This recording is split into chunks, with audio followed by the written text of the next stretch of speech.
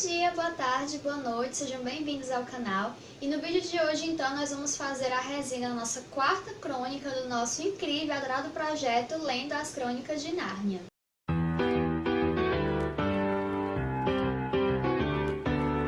Bom, então, gente, a quarta crônica é Príncipe Caspian, certo? E tem o filme também dele, é uma das poucas crônicas que tem filme, né? A gente tem, então, o filme do Leão, Feiticeiro Guarda-Roupa, temos do Príncipe Caspian e temos da próxima crônica, que é A Viagem do Peregrino da Alvorada, certo?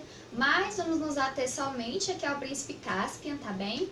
E assim, eu vou tentar falar sobre o filme somente no final da resenha, tá? Vou me atentar aqui somente a história, né, a crônica, porque eles têm algumas diferenças, apesar de que no filme faz sentido como eles quiseram abordar, tá bem? Então eu vou me basear aqui na resenha basicamente somente pela crônica, né? Até porque é a proposta original do projeto, certo? Então vamos lá. Como eu falei, a quarta crônica é Príncipe Caspian, certo? E começa da seguinte forma. O Pedro e a Suzana, o Edmundo e a Lúcia, de volta já ao mundo deles, né? Eles estavam lá indo já no primeiro dia de aula e já fazia um ano já que eles tinham saído de Nárnia e voltado para a sua casa, né? Nunca mais eles tinham tido nenhum contato com magia, nada do tipo. E aí de repente eles sentem beliscões, como se algo estivesse puxando eles ou implicando com eles, cutucando com eles. E aí então eles acabam chegando em Nárnia, né? Por conta assim de obras mágicas, né? Eles chegam em Nárnia e aí eles veem então a ruína de um castelo. Eles passam a noite nesse castelo, né, com pouquíssimas provisões, nem tem alimento direito, nem água também. As roupas deles não são muito apropriadas. E aí eles descobrem então que aquelas ruínas eram do castelo de Cair Paravel, que era o castelo deles na época que eles eram reis e rainhas de Nárnia. Então eles foram parar lá e eles não tinham entendido bem o motivo pelo qual eles tinham conseguido ir para Nárnia, né? Ainda mais depois de tanto tempo. E eles acharam mais esquisito ainda porque tinha se passado somente um ano e o castelo estava completamente em ruínas. O pomar que eles tinham plantado estava assim em proporções gigantescas, tinha se alargado por toda a extensão lá da terra. E eles estavam assim muito preocupados, até porque nenhum dos amigos deles, né, os castores, o Sr. Túminos, nenhum dos amigos deles estavam lá. Então eles queriam entender como é que pode. Só que aí eles começaram a se tocar justamente que o tempo de Nárnia é diferente do tempo aqui do nosso mundo, né? Então, no caso, um ano aqui no nosso mundo corresponde a mais ou menos 1000 anos em Nárnia. Então é como se eles tivessem passado 1000 anos fora. Por isso, então, tudo em ruínas, tudo destruído, tudo acabado. Eles estavam procurando alimentos, né, procurando provisões, procurando ir então até lá a mesa de pedra, né, que era onde o Aslan estava, que eles queriam se encontrar com Aslan. Eles veem então um anão que está sendo despejado no rio por um grupo lá de soldados e tal. E aí então eles resgatam esse anão e esse anão vai contar para eles uma história, justamente a história do Príncipe Caspian, que dá nome à crônica, né? E aí o próprio narrador, que no caso é o C.S. Lewis, né, que é o escritor, ele fala que o anão contou de um jeito e ele foi meio que parafrasear a forma que o anão contou a história. Mas aí então ele contou toda a história do Príncipe Caspian, né? Falou que o Caspian era o herdeiro lá de Nárnia, no caso era de Telmar, né? Os Telmarinos, eles invadiram Nárnia, saquearam Nárnia, destruíram Nárnia. Os animais que falavam foram calados ou então mortos. As árvores, né? Os espíritos das árvores, dos oceanos, dos rios, todos os espíritos vivos lá de Nárnia foram adormecidos justamente por essa matança, né? Por essa coisa horrível que os Telmarinos fizeram. E aí então quem está no poder de Telmar, que no caso agora, né, que é Nárnia, não é mais Telmar, né? Eles vieram de Telmar, eles são Telmarinos, mas eles governam Nárnia. E aí quem está no governo de Nárnia, então, é o Miraz, que ele é o tio do Caspian. E o Caspian começa a história dele mostrando ele criança, né, que ele tinha uma ama, e essa ama, ela contava para ele as histórias da antiga Nárnia, justamente quando os grandes reis e rainhas estavam em Nárnia, os animais falantes, os espíritos, toda aquela coisa toda. E aí, Caspian, meu burrinho, né, criança inocente, contou para o tio essas histórias que ele ouviu. O tio ficou sabendo que tinha sido a ama que contou para ele, ele despediu então a ama. Depois de um tempo, um novo preceptor chega para o Caspian e a gente fica sabendo no futuro que esse preceptor, no caso, ele é um anão. Na verdade, ele é um meio anão, digamos assim, porque ele tem sangue humano e sangue de anão.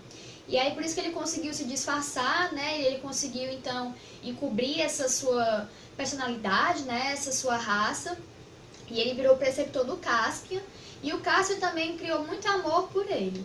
E quando eles tinham algum tempo livre, algum tempo de sobra, e eles podiam meio que fugir para o terraço do castelo, esse anão, né, que era o Dr. Cornelius, que era o preceptor do Caspian, ele contava para o Caspian as histórias da antiga Nárnia, da mesma forma que a Ama fazia para o Caspian.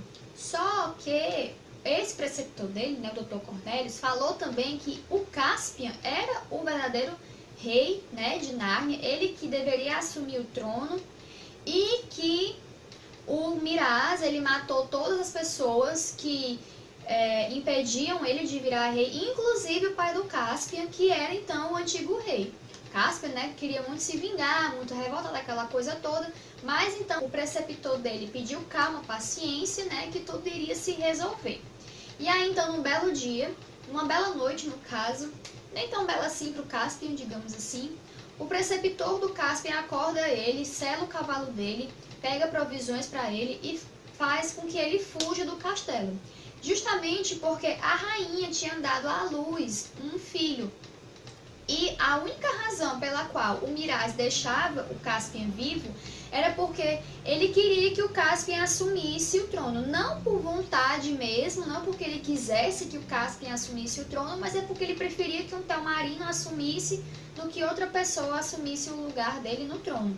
Entretanto, quando o filho dele nasce, aí não tem mais desculpa para deixar o Caspian vivo. Então, por isso que o preceptor faz com que o Caspian fuja do castelo. Caspian então foge a noite inteira, fica vagando dias, né, e tal, e lá ele acaba cansado e com fome, ele acaba batendo a cabeça numa árvore, o cavalo dele foge, e ele então é abrigado por 2 anões e um texugo. E aí um dos anões é super rabugento, que ele até inclusive é um dos vilões, digamos assim, né, um dos antagonistas da história, e a gente vai falar mais um pouco sobre ele lá pra frente. Eles começam então a procurar a antiga população de Nárnia, né, as antigas criaturas que viviam em Nárnia, abrigá-los, né, reuni-los, fazer um exército justamente de centauros, de faunos, de ursos, gigantes, ratos, anões, texugos, todas essas criaturas, para que o Caspian possa se mostrar a eles como legítimo rei, possa ter o apoio deles, né, para conseguir o trono, e que eles possam também lutar contra o Miraz. Só que aí o Miraz descobriu a localização de onde eles estavam e constantemente eles tinham ataques. E tinham muitas baixas no exército do Caspian, né, lá nas pessoas que estavam com o Caspian. E aí o Caspian, através do Dr. Cornelius, que já tinha se juntado a eles, ele deu um jeito de conseguir escapar e se juntar ao Caspian e aos outros animais, outras pessoas, né? Ele deu então para o Caspian a trompa da rainha Susana, né? Que era a única coisa que a Susana não tinha achado quando eles voltaram para Nárnia agora. E aí então o Caspian designou que um esquilo fosse até a mesa de pedra, ver então se tinha chegado a ajuda no momento que ele trocasse a e que o outro anão, né, o nome dele é Trumpkin, ele fosse então lá para Cair-Paravel, né, para as ruínas de Cair-Paravel, para ver se encontrava então esses reis e rainhas. O Trumpkin é justamente esse anão que está contando a história para o Pedro, para a Susana, para a Lúcia e para o Edmundo, né, do Caspian. E aí eles agora se reuniram e o Trumpkin justamente agora ele acredita no poder mágico, né, da trompa, ele acredita em Nárnia, né, assim, no vigor, nos reis de Nárnia, porque ele era muito descrente, sabe? Tanto ele quanto o Nikabrik, que era o outro anão mais maléfico, né? Eles tinham muita descrença com relação aos grandes reis e rainhas, com relação a Aslan, com relação ao poder da trompa, mas aí o Trumpkin ficou convencido, né, porque ele viu lá os 4 irmãos, não é mesmo? Eles vão se reunir com o Caspian depois de todas essas explicações, todas essas histórias. E no meio do caminho, então, a Lúcia acaba vendo o Aslan. Só que por ela ser a mais fiel ao Aslan, né, por ela ter uma maior fé, uma maior devoção, ela é a única que vê o Aslan. E aí o Aslan quer ajudar eles eles a ir por um caminho mais fácil, né, para que eles cheguem logo, só que os outros não acreditam nela, a não ser o Edmundo. O Edmundo, né, aprendeu com os erros, aprendeu com a sua traição. Na história, o leão, a feiticeira e o guarda-roupa, né, então ele acreditava na Lúcia, mas mesmo assim os dois não tinham poder nem voz, digamos assim, para irem atrás do Aslan, né, ou então para convencer os outros de que eles deveriam ir por onde o Aslan estava mostrando. Bom, e ficou assim por um longo tempo, né, só a Lúcia enxergando o Aslan, e aí depois que eles se perderam lá no caminho, e que eles estavam com fome, cansados, com frio, aquela coisa toda, a Lúcia mais uma vez encontra o Aslan, e aí ela convence os outros, né, a ir por onde ela vai. E aí mesmo entre resmungos e reclamações, né, toda aquela coisa toda, eles acabam indo por onde o Aslan está mandando. E aí eles conseguem de fato enxergar o Aslan, justamente porque a crença deles começou a voltar, né? A crença em Aslan começou a crescer novamente. E aí a Susana, que é a mais descrente, digamos assim, no momento, ela se arrepende, ela chora, ela pede perdão a Aslan, né? É aquela coisa toda. É uma cena até bem bonitinha. Ela pede perdão à Lúcia também, por não ter acreditado nela, né? Por não ter tido a confiança necessária em Aslan, é bem legalzinho. E aí, eles meio que se separam nesse momento da história. As meninas vão com o Aslan para despertar os outros seres da floresta, né? De toda a Nárnia. E os rapazes vão com o Trumpkin lá para onde o Caspian se encontra, para justamente eles se encontrarem, discutir o que eles devem fazer, se deve haver uma nova batalha, como se proceder, aquela coisa toda. Chegando lá, o Nikabrik, que é aquele anão que eu tinha falado no começo do vídeo, que era bem maléfico, ele sugere então, juntamente a outros seres lá, que são amigos dele, né, amigos de feitiçaria, sugere então ao Caspian que ele deveria trazer de volta a feiticeira branca. E através de muitos protestos, né, e de muita revolta, acaba que começa uma luta lá entre eles.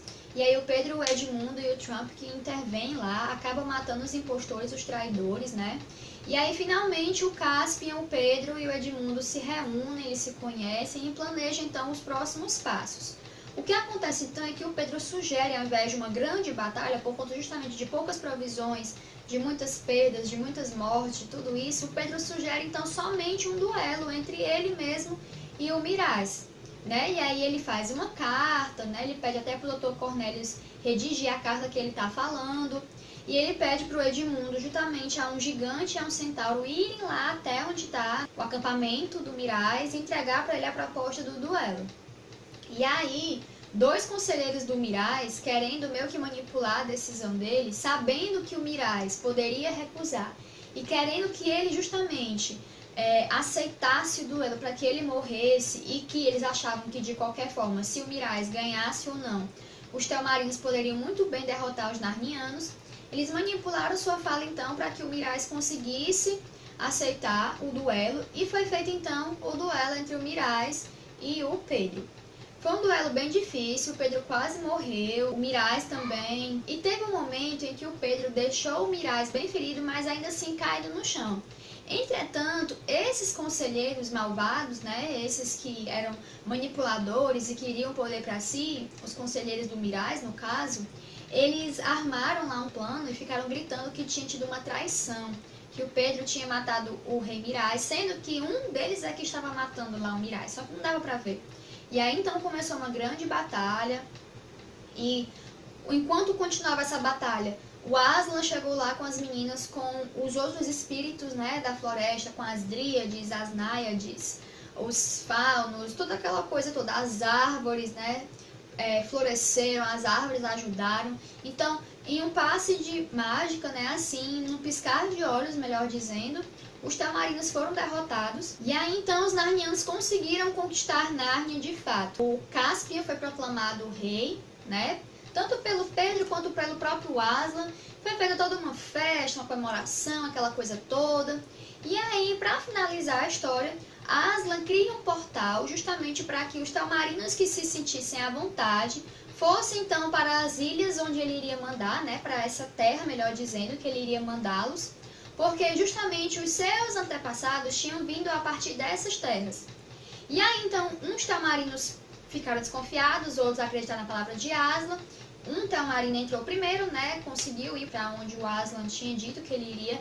Entretanto, grande parte dos Telmarinos ficaram desconfiados ainda assim e pediu para que o Aslan mandasse um dos seus para que eles soubessem que eles não iam morrer, que eles não iam sofrer, aquela coisa toda, né, não iam ser prisioneiros nem nada do tipo.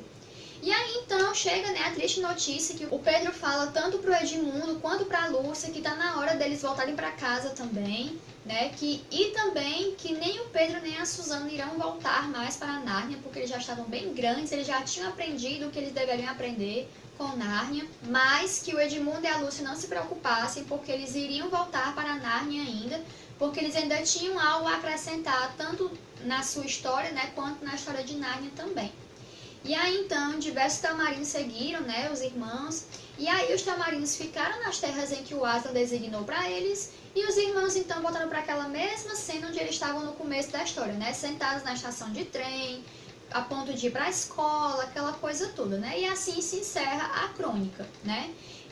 Falando agora do filme, eu gostei mais do filme do que da crônica, assim.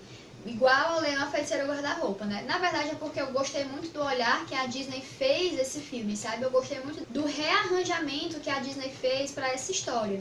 Ela mudou, claro, algumas coisas, né? Algumas cenas que não tinham na crônica, eles colocaram no filme. Como, por exemplo, não tem falando na crônica essa relação amorosa entre o Caspian e a Susana, sabe? Isso é algo que é explorado no filme, mas no livro não fala nada disso, né? Não falam que eles tinham esse romance, nada do tipo, mesmo que por um curto período de tempo, né? E tem essas diferenças, tipo, no filme tem uma grande batalha também, mas os reis e rainhas de Nárnia se envolvem na batalha, não somente o Caspian e o seu séquito, né? O seu exército, inclusive até cria uma rixa no filme entre o Pedro e o Caspian por conta dessa batalha não ter sido um sucesso, né, por conta das perdas também.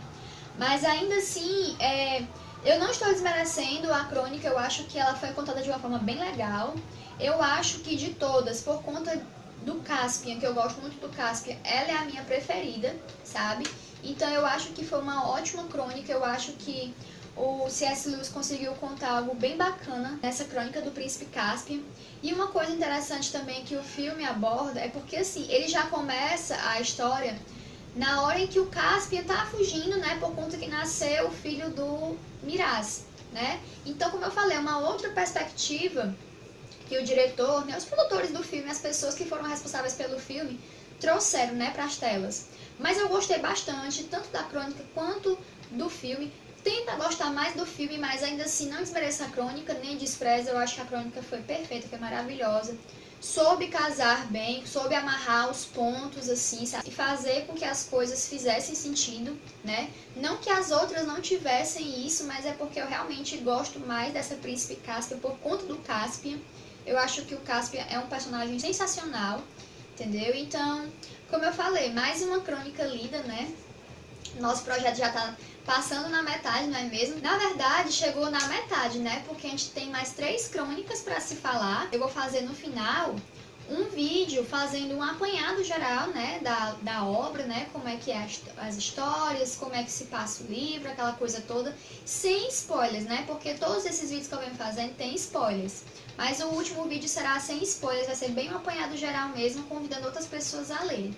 E se você não faz parte do projeto ainda, se convença, faça parte com a gente. Como eu falei, as crônicas são curtas, são rápidas, dá pra você acompanhar super de boas, tá? Eu espero que vocês tenham gostado desse vídeo. Bom carnaval pra vocês, né? Aproveitem bastante, com responsabilidade, né? E lembrando que tá rolando uma maratona literária aqui no canal, tá? Eu vou deixar o link aqui nos cards pra você darem uma conferida. Na descrição do vídeo também, tá bom? Inscreva-se no canal caso não sejam ainda, ative o sininho de notificações para que vocês sempre possam ficar atentos do que acontece aqui no canal. Se você gostou desse vídeo, não esqueça de deixar o seu joinha e ajudar a compartilhar, porque ajuda muito mesmo no crescimento do canal. Um beijo bem grande, tchauzinho!